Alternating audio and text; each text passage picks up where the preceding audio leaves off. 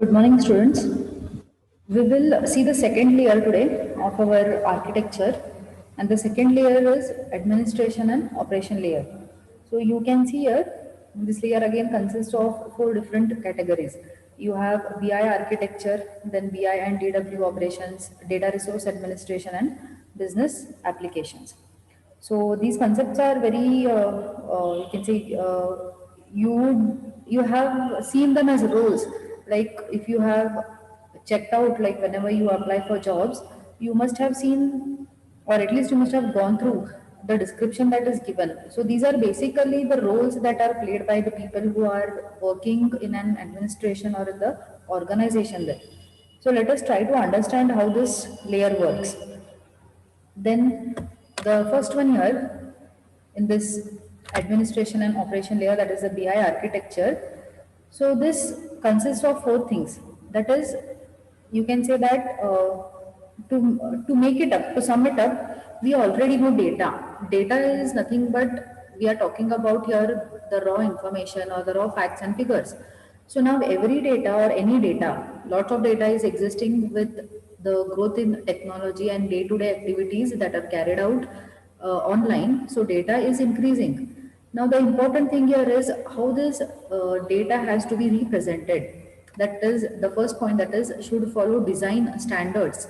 So that means the representation, the format in which the data is stored, or we can say even the structure. We have seen in the previous units, when we say data needs to be stored in a format or data needs to belong to a particular representation, we have seen we have made use of XML, because XML basically is having a structure there. We are able to put it in terms of tags. So that such structuring has to be used. You can also go for tagging. The very easiest example would be, you must have, I'm not you must have, rather it is you have already used Instagram. So whenever you try to post there and you make use of a hashtag, okay, and you write a hashtag and followed by say a specific, you have uploaded a picture of a sunset, and when you the moment you type sunset there, you get to see some n number of suggestions there with that hashtag and that word, right? So this means what, the data is belonging to a structure there. The structure here is follow that word. The word is used there. So likewise, whatever data is existing, all of the data has, as repeatedly I'm saying, from the first also we say that whenever we talk about data, it exists in three different ways. But to work upon it, we need it to be stored in a structured way. So for that, the important thing is the representation or the format or the structuring has to be done. That is when we will be able to use the data. The second one, metadata should be of high standard. You know now metadata is nothing but the information about the data about the data. So if we just look at the metadata, we should be able to get an idea as to what data is being stored. So metadata plays an important role here. So keeping up the quality of the metadata is important. Then we have the next one, that is integration. Now the thing is, since your data comes from again various different sources, the for the business, according to the business, it is important that they follow certain rules and semantics. So semantics again talks about semantics or rules will again talk about syntaxes or certain structures, so that it becomes easy whenever data from different platforms are combined together. Now, processing standards that have to be followed again, some common examples would be, you can group your data or you can process the data based on content, or you can process the data based on abbreviations. Like for example, say that you have data, like the term, if I make use of the term WHO, when we try to abbreviate it, it is World Health Organization. Likewise, if you want to process it, what you can do is you can try to group similar kind of a data. You can try to group abbreviations. You can try to group the data, or you can try to process the data based on its content which is similar. So there are various ways depending on the organization. Then data must be consistent. Though this is said easily, data must be consistent, that is not actually possible, since the data is too wide and too vast coming from various different sources. the possibility of the data being consistent is a little difficult. So if we try to concentrate on making it consistent again by trying to follow the process standards, it becomes easy. Next, we have information. So basically information, what is information? Information again means the data, but how this information is being derived. The raw data, the raw facts and figures, when we try to process it, when we try to convert it into a usable form, that becomes the information. Just the raw facts and figures trying to be processed, trying to put up in a way, and trying to filter out or trying to extract the useful part of that data will lead to making the data, or will lead to converting that data into the information. Next we have is technology. So technology, at least the important concept here when we talk about data and technology is it needs to have a good interface. How the data is presented is important, because as I said, data is existing, lot of data is there, but the way you present it, that has an impact. If just imagine, when you, even when you create a simple presentation, if you have a lot of content, you have a lot of knowledge, and you have lots of facts, figures are there, graphs are there, you have dashboards, you have images, but then everything can't be put up, everything can't be presented. Only that part of the data which will be appealing to the user, or which is going to have a greater impact on the audience, that data needs to be put up. So data in accordance with the technology, if a good interface is created and is presented in a proper way, that becomes very much helpful. And the thing is, why? What is the purpose of combining the data and technology? Because it is going to help us to analyze, it is going to help us to take our decisions. BI always has spoken about taking decisions and making the right decisions at the right time. So that is an important thing. The last one we have here is organization. So organization, since there are so many varieties of roles involved in the organization, you have employees, you will have the managers, you will have the topmost authorities, right? You can also go to the bottommost role, that is about the peon, and so on. Like, the vast range of users exist in the organization. So all these people also contribute to some data. So there are different roles and responsibilities when we talk about the data here. Based on what role the person is playing, likewise the data is going to be useful there. So if you talk about those people who are in the administration department or who are in the management section, you know that these people are those are the decision makers, so they will have a greater they need a greater support from the data, because everything, whatever decisions they make, the long term decisions or the short term decisions, is going to be affecting the organization there. Then we have some of the operations, BI and DW, that is a data warehouse operations. What are the some just few shortlisted operations are mentioned here. So we have backup and restore.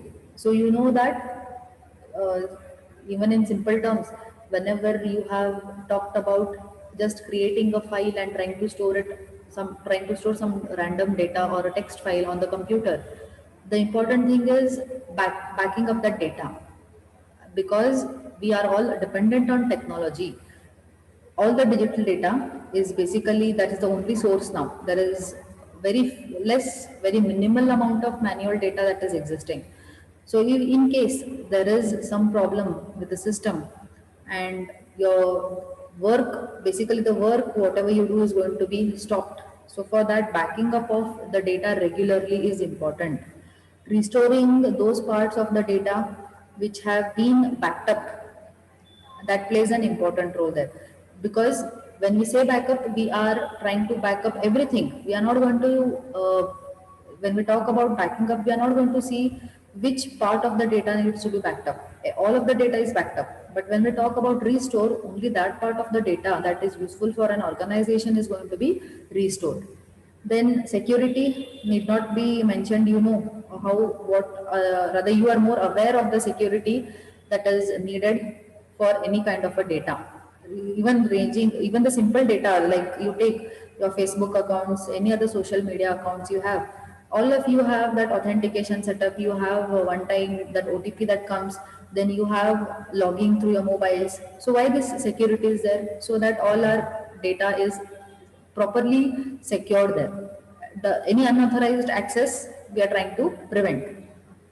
So similarly, even when you talk about the organizations, all the data needs to be secured there. So this business intelligence technology that is growing will provide you with these features also. Then configuration management. So when we talk about configuration management, basically here it is trying to control the different versions. As and how technology advances, it may be that when an organization has started, they had very few amount of computers and they were working on the very basic technology. But today we know that every 6 months, every 3 months, the technology is getting updated, and likewise even the organizations are updating. So that data that is existing from the olden times, they need access to it even today. So that version compatibility has to be there. Otherwise, what is going to happen? The older data, if the current technology is not able to support it, it's a problem. Then how will you access the data, or how will you work on it? Again, it will be like we will have to shift to the manual way of managing that data, which is not feasible. So trying to maintain the different versions, trying to understand the data, the versions, then the relationships, the attributes, which are the entities there and how they can be used even today. The olden data, how it can be used even today. That is important. Because with the past data and with the current present data, the reports are generated. The records, all these records will help you to generate the reports. So trying to maintain that version compatibility is important. So that is what is configuration management. Then the last one we have database management. I need not explain this. You know, you have studied database, how databases need to be maintained as and how the data size grows on increasing. Having a vast database, or filling up your database with lot of unnecessary data will only cause storage problems. So we need to minimize that. So BI will provide you, data warehousing will provide you with these operations wherein you are able to manage the data. Again here, we can talk about different databases. A database only to store your applications, a database wherein you can store only the executable files. So when we talk about servers and the databases, you can have two different servers, you can have two different databases. One for running your applications, wherein you have the .exe file or such programs which run, and another kind of a database wherein you just want to dump your data, you just want to store it. You're not going to run that file. That is basically just dumping, you just go on dumping it. So that is a different kind of a database again. Then we have data resource administration. So this again comes up with two sub-points here. It involves two sub-points, that is data governance and metadata management. So what is data governance? So data governance again comes up with three sub-points. You have data ownership, data stewardship, and data custodianship. So what is data governance? Basically, this data governance is a technique for controlling the data quality. So data quality means trying to store the right form of the data, or to say trying to have that data which is actually useful, not simply just because there is data we are not going to just pile it up. Like when, for just a simple example, if we say that for the college admissions there are so many students who come and try to inquire. Now any person who comes to inquire to the college, that record is maintained and it is stored up in the computer, or say we put it up in a database. Now talking about attributes of the student, there are so many attributes. We can say the student name, student's surname, student's parents' name. Then we have the student's commerce, that background, commerce or science or arts, then the percentage. So these are the various attributes. Then from this, we need to understand which is the data that is actually helpful for us. So only that data needs to be maintained. So that is the good quality data. Simply storing all the details will again only cause storage problems. And at a later stage when we want to work on the data, that is going to create a mess. So if you try, data governance talks about trying to control data quality, because it is going to help us to improve and manage our decision making. Then you have these three things. If we talk about trying to maintain the quality, there are three roles. Okay, these data ownership, data stewardship, and custodianship are nothing but these are the roles. Like you can say, if you talk about an organization, you can apply for a job as a data ownership, you can apply for a job as a data stewardship or as a data custodianship. So what are the responsibilities these people take? What does a data ownership or a person as a data ownership do? His task is to identify the right data. The right data in the sense which data is needed, which is the data that is not needed. Then basically who has the access, that is also decided by this data ownership. Which person, whether the administrator has the right access to the data or whether it is all the employees have to be given the right to access this data. So he can set the rules who is having access to which kind of a data.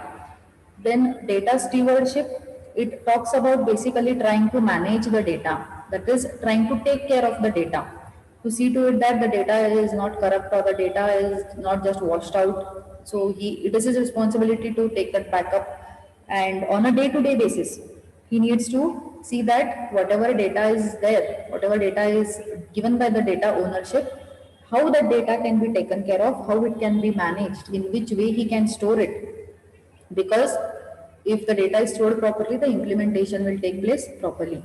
So how the data can be implemented on a day-to-day basis is the task of data stewardship. Then we have the last one, that is data custodianship. So this, it talks about the safety and the overall technical environment. So technical environment again here will talk about your the version controls, or will talk about the data is supporting which kind of a technology, or the even the other way, the vice versa, which technology is more suitable for which kind of a data, and in which possible way can it analyze the data. Whether, if you talk about just the student details, and if I have to store it, I will not go for a database. I will say I would want to store it in just an Excel sheet that will give me the analysis enough. That much is enough for this kind of a data. A graph can be popped up to see how many students have got distinction, how many students have got first class, and so on. So based on thinking in terms of the bigger organizations and talking about BI, so it is the task of this custodianship to safely store the data and see to it the transfer of the data or the transport of the data takes place. So transport here means making use of technical environment like the database and running the queries, because that is how the transport will take from one database to another, like insertion, deletion, moving from one table to another.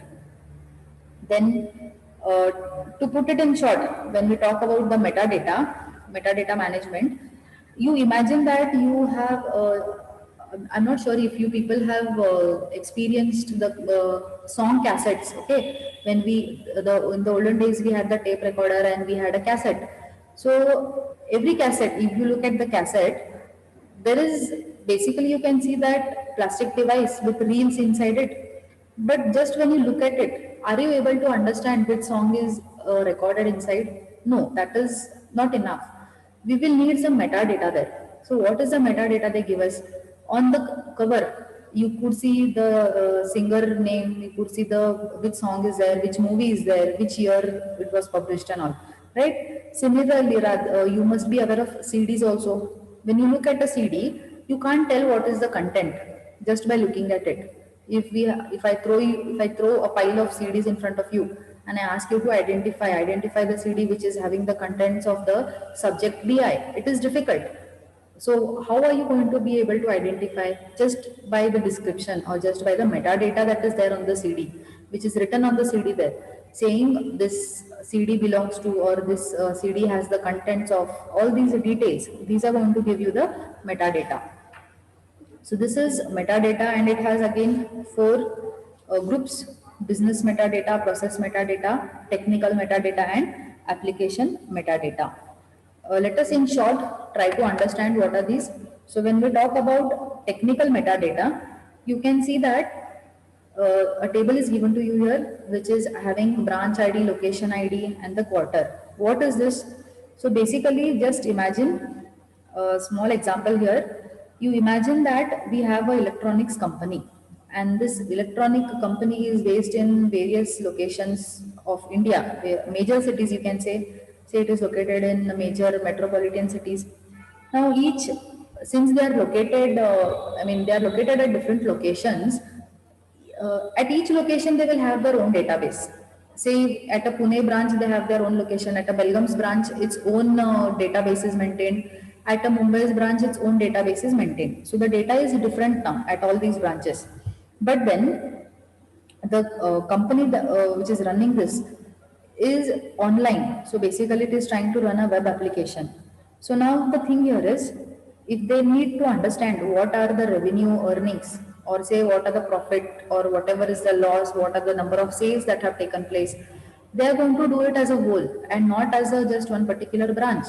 So for that, all this data from the different branches, since it is running on the web application, will be stored at a common place.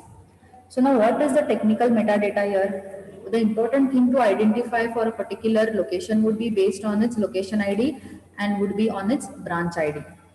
So with these two unique fields, they will be able to identify the sales or the profit for a particular region or for a particular locality. Though in common everything is existing, they are able to classify it. Then maybe you can also see, you can go a little further and decide to classify it again based on say the different names belonging to the cities. So there are various ways in which you can have this technical metadata. We have the second one, that is process metadata. So what is process metadata? The data that is asynchronously and incrementally updated by using the data updates from data sources to data warehouse. So here this data is the one wherein the actual processing happens. So how the processing happens? If we talk about these four branches which are located in different cities, so what processing will happen?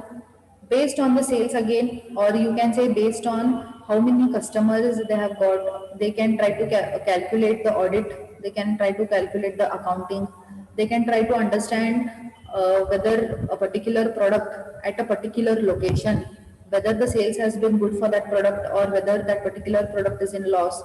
So likewise, they have given you some points there: source, target maps, transformation rules, because based on the location these things will be applied. Based on the location again, the processing will take place. So if you say that suppose the branch, a particular that electronics branch is located in a village, in a remote village, there the sales will not be like when compared to a metro city. So there is a difference there. The processing of data will also be less in that region. So the process of ETL, if you remember, extracting the data, trying to transform it, that will also be less. The load is less in general there. So that is process data, wherein the data is continuously increasing based on the daily activities that are carried out. Then we have the next one, that is application metadata. So application metadata is just like the history, wherein from the beginning, right from the beginning, all the data is stored. So again here you can see the questions that are asked when you talk about accessing the data. So who can access the data and how many times has the data been accessed? Then the date and timestamp when it is accessed, how it is accessed, whether we are making use of OLTP systems or we are making use of OLAP systems. So that talks about application in real time, how the data is implemented. Then we have business metadata.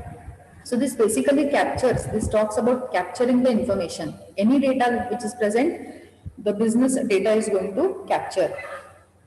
So it could be again the structure, the hierarchy, the different characteristics. You can see again they mention the same thing: the stewards, owners, and the custodians, all the finance market area, the various rules. Then talking about what are the maximum expenses or the number of branches that are present in location. So each and every small part, every atomic part which is contributing to that business, that will be called as the business metadata. Now, what are the business applications? Okay, so this part we again have in the next, after another two more concepts, we have this DSS, EIS, you have already gone through, OLAP we have already studied. So from where all various sources can the data be obtained? That is mentioned here. And all these datas basically what is the use of getting all these data? So these data are just helping us to analyze the business or to take the right decision for the business. So that is the various applications. So we have in detail again where all this BI applications are used or how they have implemented, which are the solutions where they have implemented these things. So we will see it in the upcoming slides. You can have a look at this diagram here. You have the same thing of the ETL transformation is given here. Data warehousing, basically a larger database where the data is going to be stored from different sources. So if you want to use it, data coming from different sources, you need to first get the data, try to convert it in a format, try to remove all those errors, clean it, make it error free, and then try to combine it in a common format, try to store it in a common format, whichever is suitable for your organization. And once the storing part is done, storing is data warehousing. Once the storing part is done, what is the use of it then once you have stored? The use would be to deliver the information. Deliver information is basically trying, say you can say you generate reports or you generate graphs. So, or you try to analyze your business and take decisions based on that data. So that is implement the third one, that is the implementation layer. So you can see here another example. Let me show you the diagram. So you can see that 4 different branches. Data is obtained from New York, Washington, Chicago, Philadelphia, and all these data are again extracted, cleansed, transformation is done, loaded, refreshed, because whenever every time you access the data is going to be refreshed and this is stored in the database, and from here the reports are generated or the analysis for the business is done. Now, talking about this information service and data warehousing. So, data warehouse or data warehousing is basically a repository of the data. That is, we try to store the data, and whatever the data is stored, you can say that in simple terms, you could say that it is a larger database. So, this becomes a very huge source of the data from where we try to get all the information. So then they can, this data warehousing can play these 5 roles, which are intake of the data, trying to integrate it, again trying to combine it, distribute it based on different kinds of, from which different sources of database it has come, because the formats are going to be different. Deliver is again trying to put it in terms of a report or trying to put it in terms of digital dashboards, basically trying to put it in terms of the information, present it in terms of an useful information for the business. Access is making use for the OLAP systems. If you talk about access, trying to have an OLAP system from that particular data. So then which are the different kinds of information services that this, from where we get this data? If each and every entity, a smaller entity or a bigger entity, whichever is a part of the business, is going to contribute to the data. So basically all this data will again help you to carry out your business requirements. And we have also seen that we have seen these reports, charts, dashboards, KPIs, EIS, MIS. So all these are again trying to present the information, trying to, what you say, trying to process the raw data and trying to present it as an information which is up to the mark and which can be termed as the right data. So this is about the third layer, that is the implementation layer. So this is the main thing when we talk about the implementation layer, which data from various things can be combined and be stored in the database. So this ends your third layer.